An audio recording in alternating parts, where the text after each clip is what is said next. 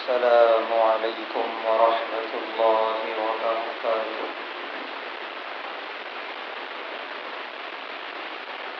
نحمده ونصلي على رسوله الكريم، اما بعد۔ قابل قدر محترم حضرات، معزز نوجوان ساتھیوں، گزشتہ 2 اتوار سے زبان کے متعلق احادیث کا ترجمہ ہو رہا ہے۔ آج بھی انشاءاللہ اسی عنوان کے تحت احادیث کا ترجمہ ہوگا۔ آج کی پہلی روایت جس کے راوی ہیں حضرت عبادہ بن صامت رضی اللہ تعالی عنہ، بہت مشہور روایت ہے۔ فرماتے ہیں ان النبی صلی اللہ علیہ وسلم قال، اللہ کے نبی صلی اللہ علیہ وسلم نے ارشاد فرمایا، اضمنوا لی ستا من انفسکم، کہ تم میرے لیے 6 چیزوں کی ضمانت دو۔ اضمن لکم الجنہ، میں تمہیں جنت کی ضمانت دیتا ہوں۔ یعنی یہ 6 کام کر لو اور اس بات کا یقین دلا دو کہ تم یہ 6 کام کر لو گے تو پیارے نبی صلی اللہ علیہ وسلم فرما رہے ہیں پھر میری طرف سے یہ یقین رکھو کہ تمہارے لیے جنت یقینی ہے۔ وہ 6 چیزیں کیا ہیں؟ پہلی چیز آپ نے ارشاد فرمائی، اصدقوا اذا حدثتم، جب بات کرو تو سچ بولو، زبان پہ سچ آئے، جھوٹ نہ آئے، پہلی چیز۔ دوسری چیز وَأَوْفُوا إِذَا وَعَدتُّمْ، جب تم وعدہ کرو تو اسے پورا کرو۔ یہ ساری وہ چیزیں ہیں کہ جو آج کے دور میں بہت کم ہوتی جا رہی ہیں۔ تو دوسری چیز، جب وعدہ کرو تو پورا کرو۔ تیسری چیز وَأَدُّوا إِذَا اؤْتُمِنْتُمْ، جب تمہارے پاس امانت رکھائی جائے تو اسے ادا کرو، امانت کو ادا کرو۔ چوتھی چیز وَاحْفَظُوا فُرُوجَكُمْ، باحیا بنو، اپنی شرمگاہوں کی حفاظت کرو، عزت و آبرو کے محافظ بنو۔ پانچویں چیز غضوا ابصارکم، اپنی نگاہوں کو نیچی رکھو، نگاہوں سے بے حیا چیزیں مت دیکھو۔ اور آخری چھٹی چیز ہے وَكُفُّوا أَيْدِيَكُمْ، اپنے ہاتھوں کو روکو، تمہارے ہاتھوں سے کسی پر کوئی ظلم نہ ہو۔ یہ 6 چیزیں پیارے نبی صلی اللہ علیہ وسلم نے ارشاد فرمائی۔ پہلی چیز سچ بولنا، کہ کچھ بھی ہو جائے جب تم بات کرو، گفتگو کرو تو سچ آنا چاہیے تمہاری زبان پہ۔ دوسری چیز وعدے کی تکمیل، جب تم وعدہ کرو تو اسے ہر حال میں مکمل کرو۔ یہ مسلمانوں کا ایک شیوا تھا، ایک مسلمانوں کی پہچان تھی کہ وعدہ کرتے تھے تو اسے پورا کرتے تھے۔ مسلمان کی زبان ایک ہوا کرتی تھی۔ پیارے نبی صلی اللہ علیہ وسلم نے فرمایا مسلمان کی زبان اس کے دل کی رفیق ہوتی ہے، دل میں جو ہے زبان پہ وہی لاتا ہے۔ ایسا نہیں کہ زبان سے وعدہ کیا اور دل میں وعدہ پورا کرنے کا ارادہ ہی نہیں ہے، ایسا نہیں۔ تو وعدہ کرنا ہے تو اسے پورا کرنا۔ تیسرا یہ ہے امانت میں کوئی خیانت نہیں، جب تمہارے پاس امانت رکھائی جائے تو اسے بعینی ادا کی جائے۔ اب احادیث کے اندر اس کی ساری تفصیلات موجود ہیں کہ امانت صرف روپیے اور پیسے کی نہیں ہوتی، امانت وہ بھی ہے جو آدمی وہ کام کر رہا ہے، جو ملازمت کر رہا ہے، جتنا وقت دینا ہے اتنا وقت دے، یہ امانت۔ اس میں وقت کے بعد آئے اور وقت سے پہلے چلا جائے، یہ امانت میں خیانت ہے۔ امانت یہ بھی ہے کہ کسی کی کوئی راز کی بات ہمیں معلوم ہے تو اسے راز ہی رہنے دیا جائے، کہیں اور جا کر اس کو بیان کرتے پھر رہے ہیں جیسے آج کل کا مزاج ہے، یہ بھی امانت میں خیانت ہے۔ امانت یہ ہے کہ اللہ نے ہمیں اولاد دی ہے تو اس کی صحیح تربیت کی جائے، صحیح انسان بنایا جائے۔ اس کی تربیت نہیں کی اور وہ بگڑ گیا تو یہ بھی امانت میں خیانت ہے۔ امانت یہ بھی ہے کہ استاد پڑھا رہا ہے، اس کے پاس شاگرد پڑھ رہے ہیں، تو جتنے شاگرد ہیں یہ سب امانت ہیں، ان کی زندگی، ان کا وقت، یہ سب امانت ہے۔ صحیح طور پہ ان کا وقت استعمال کر کے انہیں صحیح طریقے سے علم دیا جائے، یہ ساری چیزیں امانت ہیں۔ تو امانتوں کو ادا کرو، تو بڑا جامع جملہ ہے پیارے نبی صلی اللہ علیہ وسلم کا۔ اس کے بعد آپ نے فرمایا باحیا بن کے زندگی گزارو، شرمگاہوں کی حفاظت کرو۔ اس کے بعد آپ نے فرمایا غضوا ابصارکم، اپنے نگاہوں کو نیچی رکھو۔ نگاہوں کو نیچی رکھنے کا مطلب یہ نہیں کہ نگاہ اٹھ ہی نہیں رہی ہے، نگاہ اٹھائیں، نگاہ جھکائیں، یہ پوری اجازت ہے شریعت میں۔ نگاہ نیچی رکھنے کا مطلب یہ ہے حرام چیزوں کی طرف نگاہ نہ اٹھے، نامحرموں کی طرف نگاہ نہ اٹھے۔ اب تو نگاہ نیچے رکھ کے بھی جو ہے نگاہوں کا غلط استعمال ہو رہا ہے، موبائل کے ذریعے سر جھکا ہوا ہے، نگاہ بھی نیچی ہے، لیکن وہ ہے کہاں؟ موبائل میں، اور موبائل میں سارے فواحش و منکرات دیکھے جا رہے ہیں، تو لہٰذا یہ نگاہ نیچی رکھ کے بھی گناہ ہو رہا ہے۔ تو نگاہ نیچی رکھنے کا مطلب یہ ہے کہ فواحش و منکرات سے نگاہوں کو بچاؤ، چاہے وہ نیچے رکھ کے نظر آ رہے ہوں یا اوپر نظر آ رہے ہیں، ہر حال میں۔ تو آج کا جو زمانہ ہے، آج کے زمانے کے اندر یہ چیزیں بہت آہستہ آہستہ کم ہوتی جا رہی ہیں، اور پیارے نبی صلی اللہ علیہ وسلم نے فرمایا تھا قیامت کی نشانیوں میں سے یہ نشانی ہے کہ جب امانتیں ضائع کی جائیں گی، جب بے حیائی عام ہو جائے گی، یہ ساری چیزیں انہی میں سے ہیں کہ جب یہ ساری چیزیں ہونے لگیں گی تو سمجھ لینا کہ قیامت قریب ہے۔ تو لہذا آج ہم اپنے آپ کو قیامت کی نشانی بننے سے بچائیں، ہم اپنی زبان سے سچ بولیں، وعدہ کریں تو پورا کریں۔ آج کل کا ہمارا جو وعدہ ہے لفظ انشاءاللہ کے ذریعے، اس کی تو کوئی اہمیت ہی ہم نے خود نہیں رکھی۔ کسی سے پیسے لیے انشاءاللہ فلاں تاریخ کو دے دوں گا، انشاءاللہ 10 مرتبہ بولے گا، لیکن وہ تاریخ بھی 10 مرتبہ آگے جائے گی، وہ پیسے دینے کا نام نہیں لیتا۔ اسی طریقے سے کسی بھی چیز میں ہم بہت آسانی سے انشاءاللہ کہہ دیتے ہیں، لیکن پھر ہم اس کو پورا نہیں کرتے۔ یہ سب جو ہے وعدہ خلافی ہے، اور سچ بات تو یہ ہے، چاہے ہم کر رہے ہوں یا آپ کر رہے ہوں، کہ شادی کے رخے میں لکھتے ہیں 8 بجے شب کھانا شروع ہو جائے گا، 8 کیا 10 بجے بھی وہاں ایک مکھی ایک مچھر نظر نہیں آتا، اندھیرا سا رہتا ہے۔ یہ ہر رخے میں وعدہ خلافی ہو رہی ہے۔ سیدھے سیدھے لکھ دے جو اس کے اندر ہے کہ 11 بجے ہم کھانا شروع کریں گے۔ جس کو 11 بجے تک برداشت کرنے کی طاقت ہے وہ آئے گا، کھائے گا بیچارہ، جس کو نہیں طاقت ہے وہ اپنے گھر میں کھا کے سو جائے گا۔ یہ دھوکہ کیوں؟ یہ وعدہ خلافی کیوں؟ 8 بجے شب جو ہے کھانا شروع ہوگا، 9 بجے جب کھانا شروع ہوگا وہ رہتا ہی نہیں۔ اسے کہتے ہیں اجتماعی دھوکہ۔ یہ پورا معاشرہ اس کے اندر جو ہے ملوث ہے، پورا معاشرہ اس کا شکار ہے۔ جتنا وقت کی پابندی اسلام نے سکھائی ہے، قسم بخدا کسی مذہب میں نہیں ہے۔ ہمارے جو اوقات ہیں فجر سے لے کے عشاء تک، یہ سارے وقت نمازوں سے منسوب ہیں۔ بعد نماز فجر، بعد نماز ظہر، عصر کے بعد ہم ملیں گے، مغرب کے بعد ملاقات کریں گے۔ دوسرے مذہب میں چلے جائیں، وہ بیچارے گھڑی کے تابع ہیں، 4 بجے ملیں گے، 5 بجے ملیں گے، ان کے پاس یہ اوقات ہیں ہی نہیں۔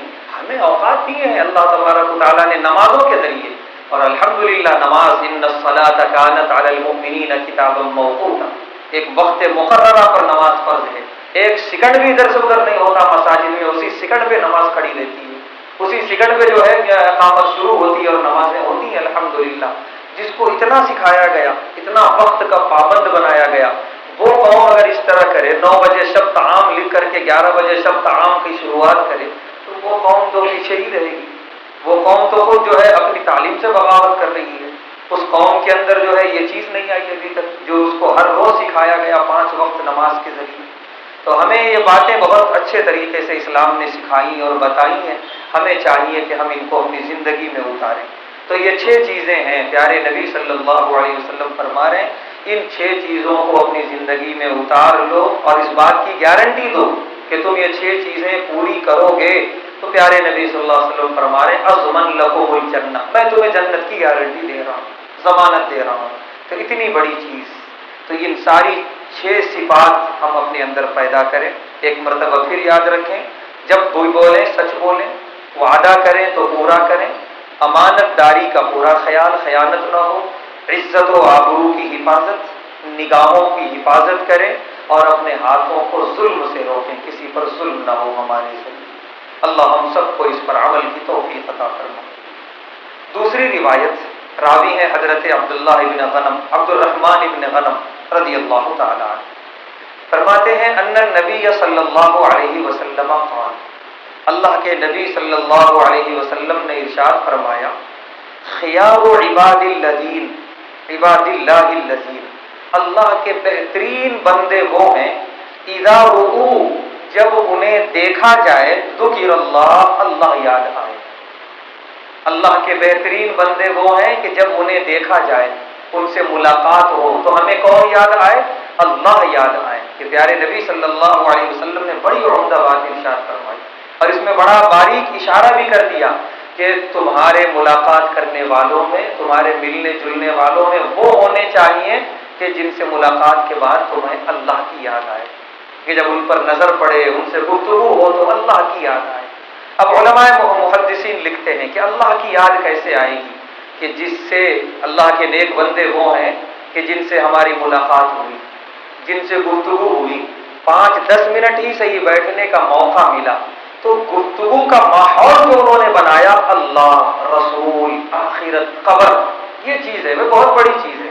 تو یہ 10 منٹ کا جو ماحول رہتا ہے آدمی کے اندر تک اس کے باطن کو ہلا کے رکھ دیتا ہے، اور اسے ایک دم سے کچھ ہوش آتا ہے کہ نہیں، مجھے کسی اور کام کے لیے پیدا کیا گیا، میں کہیں اور بہتا چلا جا رہا ہوں۔ پھر تھوڑا سا وہ متوجہ ہوتا ہے آخرت کی تیاری کی طرف، اللہ کے سامنے حساب و کتاب کی طرف۔ یہ لوگ ہیں اللہ کے نیک بندے۔ اسی لیے کہا جاتا ہے اللہ کے نیک بندوں کی صحبت اختیار کریں، کیونکہ یہ انسانی مزاج ہے، جیسے لوگوں کے ساتھ اٹھتا بیٹھتا ہے ویسا اس کا مزاج بنتا ہے۔ جیسے مثال کے طور پہ ایک آدمی، ایک عام آدمی دنیا کے سب سے خوبصورت علاقے میں گیا، فرض کیجئے وہ جا کے آیا، تو جا کے آ کے جو اس کی گفتگو کا انداز ہوگا کہ کیا وہاں پر جو ہے بڑے بڑے شو روم تھے، بڑی بڑی دکانیں تھیں، کیا سڑکیں تھیں، کیا پارک تھا، سننے والے کے دل میں یہی آئے گا، کاش مجھے بھی اتنے پیسے ہوتے، میں بھی گھوم کے آتا، کہاں سے آئیں گے مجھے پیسے، کب میں بنوں گا کروڑ پتی کہ میں جاؤں۔ اب اس کی گفتگو نے جو ماحول بنایا خالی دنیا کمانے کا، اور آخرت سے دور جانے کا، اور قبر سے غافل ہونے کا، اور جو ہے آئے میرے پاس حلال ہو یا حرام ہو میں بھی اس طرح کی پرتعیش زندگی گزاروں۔ اسی جگہ پہ ایک اللہ کا بندہ جا کے آئے گا، یہ مطلب ایسی بات نہیں ہو رہی ہے، ہوا ایسا، ایک اللہ کا نیک بندہ جا کے آیا، اس نے آ کر جو بتایا کہ میں نے وہاں دیکھا سڑکیں بھی ہیں، بلڈنگیں بھی ہیں، شو روم بھی ہے، زندگی نہیں، سکون نہیں۔ وہاں خودکشی کرنے کی مشینیں رکھی ہوئی ہیں، سوئٹزرلینڈ اس دنیا کا خوبصورت ترین ملک ہے، وہاں حکومت کی طرف سے خودکشی کرنے کی مشینیں بنائی گئی ہیں۔ جو آدمی مرنا چاہتا ہے حکومت کی طرف سے اجازت ہے، وہ یہ فارمیلٹیز پوری کرے، مشین میں جا کے لیٹ جائے، 5 سیکنڈ میں مر جائے گا۔ ہر روز وہاں خودکشی ہوتی ہے، حکومتی سطح پہ انتظام ہے۔ کیوں؟ اتنا خوبصورت ملک، اتنا سب کچھ ہے، زندگی نہیں، سکون نہیں ہے۔ سب کچھ پیسہ ہی سب کچھ نہیں ہوتا، بلڈنگیں ہی سب کچھ نہیں ہوتی، گاڑیاں اور سڑکیں ہی سب کچھ نہیں ہوتی، سکون کہیں اور رکھا ہے اللہ نے، اور وہ ہے اللہ کا ذکر، اللہ کی عبادت۔ تو ایک اللہ کا نیک بندہ جب وہاں جا کے آیا اور اس نے جب بات کی، سننے والوں کا دل ہل گیا کہ اللہ بچائے ایسی ترقی سے، اللہ بچائے ایسی سڑکوں اور ایسی بلڈنگوں سے کہ جہاں سکون نہیں ہے، زندگی نہیں ہے، جہاں اللہ کی یاد نہیں ہے، نعوذ باللہ۔ مجھے تو چاہیے اللہ کی یاد، مجھے تو چاہیے ایمان پر موت، مجھے تو چاہیے حسن خاتمہ، یہ ماحول بنا۔ تو ایک اللہ والے نے جب اسی چیز کا تذکرہ کیا تو ایک خود بخود انسان کا دل اللہ کی طرف متوجہ ہوا۔ یہ ہے کہ جب وہ اللہ والے دکھیں اور ان سے گفتگو ہو تو اللہ یاد آئے، اور وہ لوگ کہ جن کو دیکھنے کے بعد اللہ سے اور دوری ہو وہ اللہ کے نیک بندے نہیں ہیں۔ تو پیارے نبی صلی اللہ علیہ وسلم فرما رہے ہیں اللہ کے بہترین بندے وہ ہیں کہ جب ان سے تم ملو تو اللہ یاد آئے۔ اسی لیے اپنی دوڑتی بھاگتی زندگی میں وقت نکالنا چاہیے، اللہ سے نیک لوگوں کی صحبت اختیار کریں، ہفتے میں 1 دن ہی صحیح، یا جو بھی ہم کو میسر ہو۔ ہماری نظر میں جو اللہ والے ہیں، نیک ہیں، جن کی ہمارے دل میں عقیدت ہے، بالکل ان کے پاس جائیں، ان کے پاس وقت دیں، ان کے سامنے اپنے دل کے اپنے نفسانی خواہشات کی باتیں رکھیں۔ نفس اس طرح بہکاتا ہے، وہ جو تجویز کرے نسخہ، جو ذکر دیں، جو وظائف دیں، بالکل اسے پڑھیں۔ وہ جتنی سنتیں اور نفل پڑھنے کا پابند بنائیں، بالکل بنے۔ ان سے جو ہے اللہ کا قرب نصیب ہوتا ہے۔ یہ سب واسطے ہیں اللہ تک پہنچانے والے، اسی لیے ہر حال میں اللہ کے نیک بندوں کی صحبت ان سے ربط ہونا چاہیے۔ تو پیارے نبی صلی اللہ علیہ وسلم نے فرمایا اللہ کے بہترین بندے وہ کہ جب ان سے ملاقات ہو، ان پر نظر پڑے تو اللہ یاد آئے۔ اس کے بعد آپ نے فرمایا وشرار عباد اللہ کے بدترین بندے وہ ہیں المشاؤون بالنمیمہ، جو چغلیاں کرتے ہیں، غیبتیں کرتے ہیں۔ چونکہ زبان کا باب چل رہا ہے، اس مناسبت سے یہاں حدیث لائی گئی کہ زبان، یہ غیبت چغلی زبان سے ہوتی ہے۔ پیارے نبی صلی اللہ علیہ وسلم نے فرمایا جو غیبتیں کرتے ہیں المفرقون بین الاحبہ، آپس میں مل جل کر رہنے والوں کے درمیان تفریق پیدا کرتے ہیں، ان کی بات ان تک اور ان کی بات ان تک پہنچا کے دلوں میں کدورتیں پیدا کرتے ہیں، نفرتیں ڈالتے ہیں۔ پیارے نبی صلی اللہ علیہ وسلم نے فرمایا یہ بدترین لوگ ہیں، نہ خود ایسے بنے نہ ایسوں کے ساتھ اٹھے بیٹھے، ان کو وقت دینا بھی مضر ہے، ہمارے لیے نقصان دہ ہے۔ خود نیک بنے اور اللہ کے نیک بندوں کی صحبت اختیار کریں۔ اللہ ہم سب کو اس کی بھی توفیق عطا فرمائے۔ آج کی آخری حدیث، راوی ہیں حضرت انس بن مالک رضی اللہ تعالی عنہ، فرماتے ہیں قال رسول اللہ صلی اللہ علیہ وسلم، اللہ کے رسول صلی اللہ علیہ وسلم نے ارشاد فرمایا ان من کفارۃ الغیبہ، غیبت کا ایک کفارہ یہ ہے، اس سے پہلے بھی گزشتہ اتوار حدیث آئی تھی کہ غیبت کا گناہ زنا سے بھی زیادہ ہے۔ وجہ حدیث میں آئی تھی کہ ایک بدکاری کے کرنے والا شخص توبہ کرے گا اللہ معاف کر دیں گے، لیکن غیبت کرنے والا جب تک اس سے نہ معافی مانگ لے جس کی غیبت کیا تھا تب تک اللہ معاف نہیں کریں گے۔ تو غیبت کا کفارہ یہ ہے کہ پہلے جا کے اس سے معافی مانگو جس کی غیبت کی، اگر وہ معاف کر دیا پھر اس کے بعد اللہ سے معافی مانگے، اللہ ضرور معاف کریں گے، غفور الرحیم ہے۔ لیکن وہ شخص دنیا ہی میں نہیں ہے جس کی ہم غیبت کر رہے ہیں، دنیا سے چلا گیا۔ اسی لیے پیارے نبی صلی اللہ علیہ وسلم نے فرمایا جس کی روح نکل گئی زبان بند کر لو اپنی، اس کی جو ہے برائیاں بیان مت کرو۔ بلکہ یہاں تک علماء نے لکھا ہے حدیث کی روشنی میں، جو غسل دینے والے ہوتے ہیں میت کو، اگر دوران غسل ان کے جسم میں کوئی عیب دیکھیں زبان بند، خاموش، نہیں بیان کریں، کوئی ضرورت نہیں ہے۔ کیوں؟ اب اس کا نامہ اعمال بند ہو گیا، وہ اللہ کے حوالے، اب اس کا معاملہ اللہ کا معاملہ ہے۔ تمہارے ادھر ادھر ذکر کرنے سے سوائے تمہارے نامہ اعمال میں گناہ لکھے جانے کے اور دوسرا کچھ ہونے والا نہیں ہے۔ لہذا اپنی نیک برائیوں میں کیوں اضافہ کرو گے؟ اگر زندہ ہوتا تو بالکل تم اس سے ملاقات کرتے، اکیلے میں تنہائی میں محبت سے تم جو ہے اس کی اصلاح کرتے، یہ خرابی آپ کے اندر ذرا درست کر لیجئے۔ بے شک وہ اصلاح کرتا، وہ امیدیں تھیں اصلاح کی، لیکن آنکھ بند، روح نکل گئی، وہ دروازہ بند ہو گیا، اب کیوں اپنی زبان کھول کے اپنے نام اعمال کو خراب کر رہے ہو؟ لہذا زبان بند۔ پیارے نبی صلی اللہ علیہ وسلم نے فرمایا کچھ نہیں، لیکن اللہ معاف کرے ہم لوگوں کا یہ عالم یہ ہو گیا کہ مرحوم کو بھی نہیں بخشتے، دنیا سے چلا گیا پھر بھی جب تک دو چار برائیاں نہیں کرتے تب تک جو ہے اس کا ذکر مکمل نہیں ہوتا۔ اللہ معاف کرے، بہت بری چیز ہے۔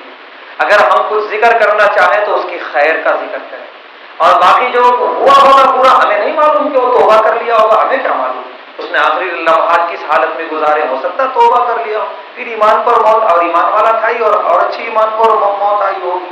لہٰذا بالکل بھی ہم زبان نہ کھولیں۔ لیکن اگر ہم نے غیبت کر دی کسی مرحوم کی، یا زندگی میں ہی کی تھی، اب وہ مرحوم ہو گیا، معافی مانگنے کا کوئی راستہ ہی نہیں بچا، اب کفارہ کیا ہے؟ تو پیارے نبی صلی اللہ علیہ وسلم فرما رہے ہیں ایک راستہ ہے ان تستغفر لمن اغتبته، جس کی تم نے غیبت کی اس کے بارے میں زندگی بھر استغفار کرتے رہو۔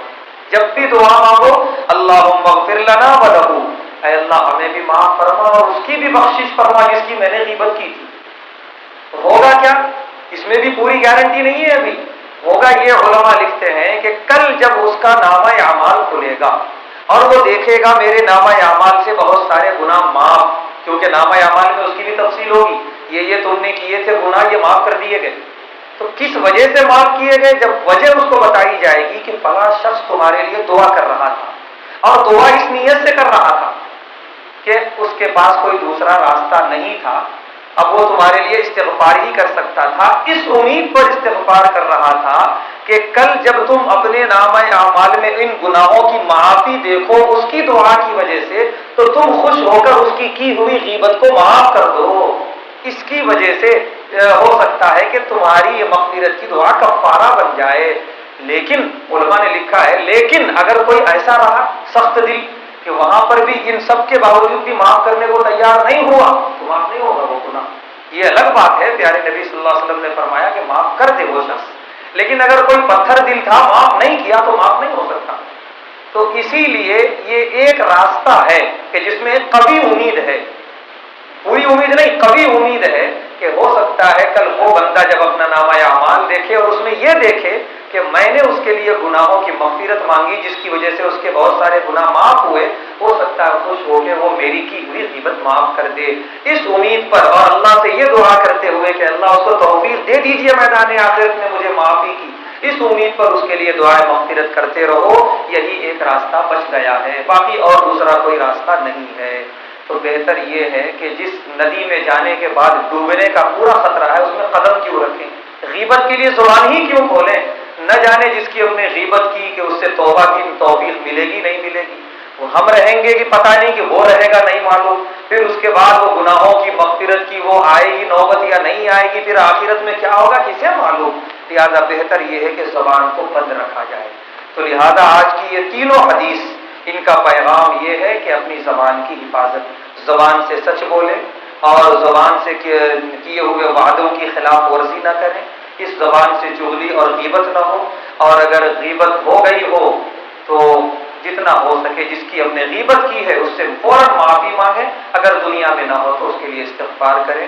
اللہ تبارک و تعالیٰ سے دعا ہے اللہ تبارک و تعالیٰ ہم تمام کو ان پیاری احادیث پر عمل کرنے کی توفیق عطا فرمائے، اپنے زبان کی خوب تر حفاظت کرنے کی توفیق عطا فرمائے، ہر طرح کے شرور اور فتن سے حفاظت فرمائے۔ وآخر دعوانا الحمد للہ رب العالمین۔